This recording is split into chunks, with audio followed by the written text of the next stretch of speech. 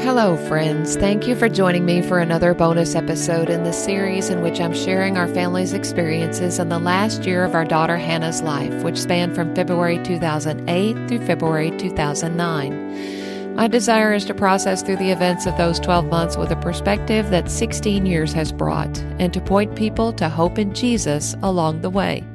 I'm grateful you've joined me. This is bonus episode number 47, Better Than Okay. Hannah really didn't get in much trouble when she was a little girl. She wasn't the perfect child by any means, but she just really didn't disobey us very often. Except for one area, that is. She quite often got up out of bed after being tucked in for the night. The first time she did it, we would gently but firmly tuck her back under the covers, explaining that it was time for her to go to sleep and that if she got up again, she would be punished. Of course, we made sure she wasn't truly thirsty or sick or anything like that.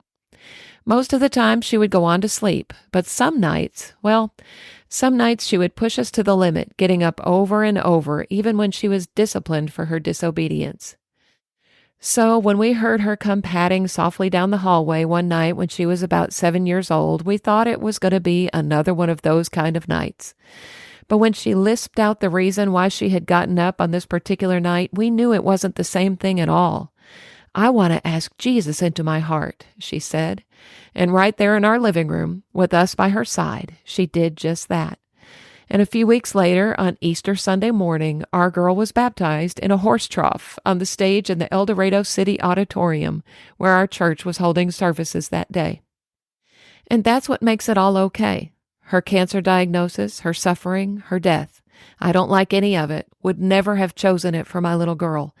Would do anything to change it if it were possible. I miss her so much it's physically painful, but it's okay.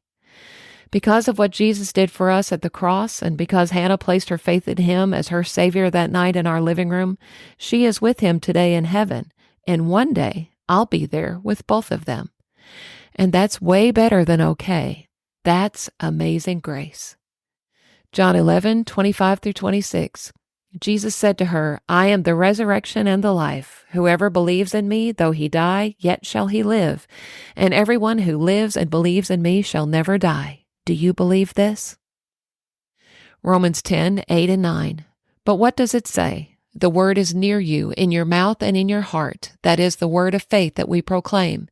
Because if you confess with your mouth that Jesus is Lord and believe in your heart that God raised him from the dead, you will be saved.